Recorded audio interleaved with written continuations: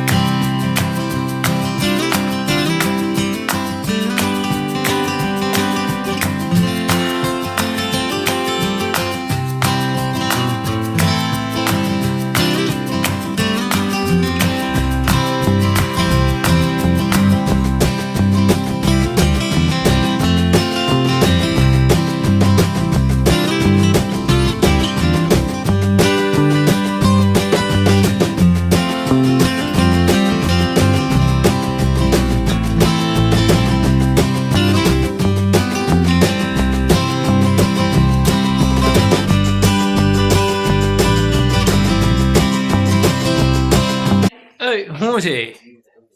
શું છે?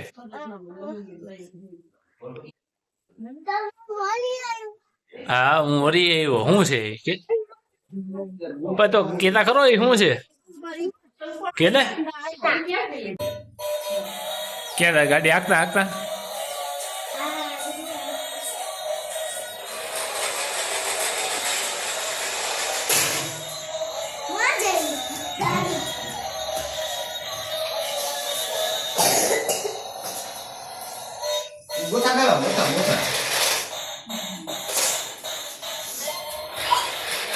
ક્યાં આમ કર લાવજો ગોથાલિયા ખવરા।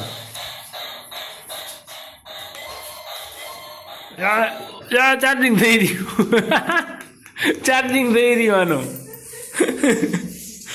જવું નથી હાલતું।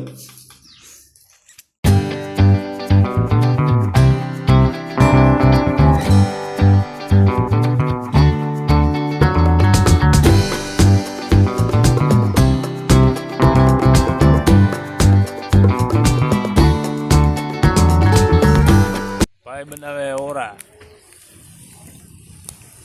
દેશી ભઠ્ઠાના ઓરા, ઓરિજિનલ ઘરના રીંગણાના। તો ધુવાળો બહુ લાગ્યો।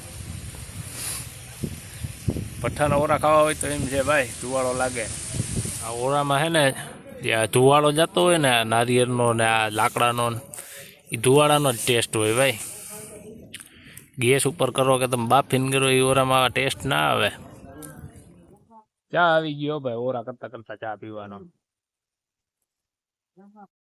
બપોરે પછી નીકળી ગયા ટ્રેક્ટર લઈને વાસણ અને બાકીનો જે માલ સામાન હતો, ગાદલા જાજમ એવું બધું લેવા માટે। કાલે આપણે જમણવારનો પ્રોગ્રામ છે, તો અત્યારે બુંદી બની ગઈ છે। જો મસ્ત મજાની કાજુ નાખીને બનાવી, કિસમિસ ને બધું નાખીને। શું બનાવો શૈલેષ બાપુ? મોહનથાળ। મોહનથાળામાં એકદમ બરફી જેવો બની છે ને, આમ પોચો પોચો રૂ જેવા મોટા ગરમ ચોખ્ખા ઘીનો ને ભાઈ ભાઈ જઈ લે જો કેમ બનાવે, આમ હે બળબડિયા બોલે ને, જોરદાર વસ્તુ બને હો। હા, આપણે શૈલેષ બાપુ છે, રસોડાના કારીગર, માસ્ટર એકદમ। તમે કોઈ પણ આઈટમ કે ઉભા ઉભ તમને બનાવી દો, વસ્તુ બને, તમે ખાતા રહી જાઓ, આંગળા ચાટતા રહી જાઓ ને એવી બનાવે। હું શૈલેષ બાપુ તમારે કઈ કેવું છે આના વિશે? કઈ આપણા એરિયામાં દેશી બધી રખોડું આવે છે, બુંદીના લાડવા હોય, મોહનથાળ હોય, અડદિયા હોય, આવું બનાવતો હોય ધીમે ધીમે ઘીની આઈટમ। હા, ચોખા ઘી જેવી મજા નહીં, મજા કરે ચોખા ઘી જેવી વેજીટેબલમાં મજા જ નહીં ને। આજાભાઈ નું ઘી હોય, ચોખ્ખું ઘી ખંભાળિયા। આજાભાઈ નું નામ લ્યો, એમાંય ખંભાળિયાનું ઘી એટલે જોઈ લે આમ મિત્રો તમે જો આમ કેમ બાકી મોહનથાળ એમ બને હા? એની ટોપી અંદર પડી બનાવે છે. બુંદીની ચોકી આપણે દેખાડી દીધી છે. તમારા મિત્રને દેખાડો બધા. હા આ બાજુ જો ભજીયાની ચટણી બને. આપણે આજ રાતે છે ને ભજીયાનો પ્રોગ્રામ છે. આજે ને રાતે આપણે ભજીયાની પાર્ટી કરવાની છે.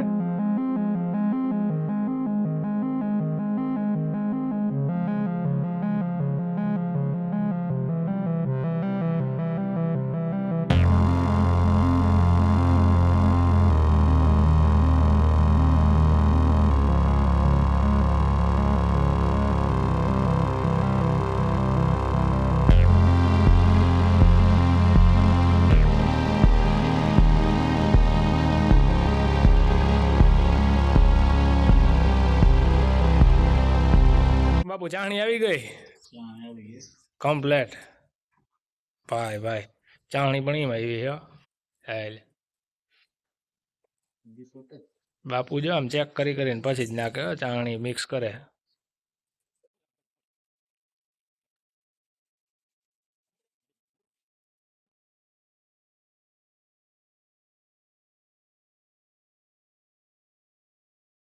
મુનથાર બની ગયો ભાઈ.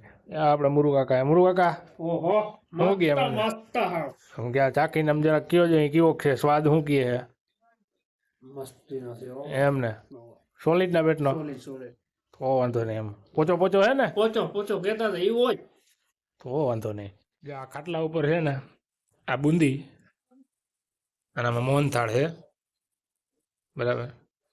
હવે મારે એક પ્રશ્ન પૂછવાનો એ હતો કે આ થાળી રાખી છે અને એમાં છે ને પાણી છે, આ શું કારણથી રાખવામાં આવે? જેને ખબર હોય ને એ બધા કમેન્ટ કરો હાલો. રાતે આપણે પછી ભજીયાની મજા માણી અને સૂઈ ગયા. હલો, ગુડ મોર્નિંગ, જય દ્વારકાધીશ બધાને. મકર સંક્રાંતિની ખૂબ ખૂબ હાર્દિક શુભકામનાઓ.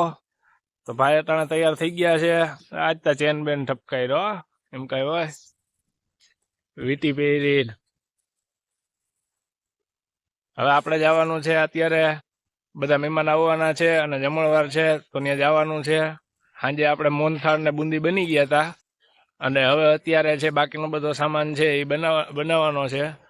આપણે સવારમાં 5 વાગ્યામાં ઉઠીને વયા ગયા હતા. હમણાં આવ્યા, નાહી ધોઈ કમ્પ્લીટ થઈ, મોઇશ્ચરાઇઝર લગાડ્યું હો. અને પછી હવે જવાનું છે. તો હાલો મળીએ પછી. બધા મહેમાન જાત્રાવાળા લોકો હતા એને મળ્યા અને પછી ચા પાણી પીધું. ને આ બધી આઈટમ છે એ બપોરે જમણવારમાં આપણે રાખેલી હતી એ છે. જોઈ લ્યો, નજર મારી લ્યો શું શું આઈટમ છે એ.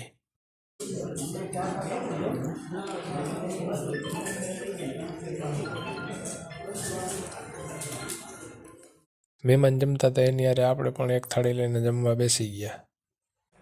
તો હવે બધા મહેમાન બધા વયા ગયા છે. થોડાક મહેમાન છે, બાકી બધા નીકળી ગયા છે. તો આપણે હવે આ વ્લોગને અહીંયા પૂરો કરી મળીએ આવતા વ્લોગમાં. જય દ્વારકાધીશ.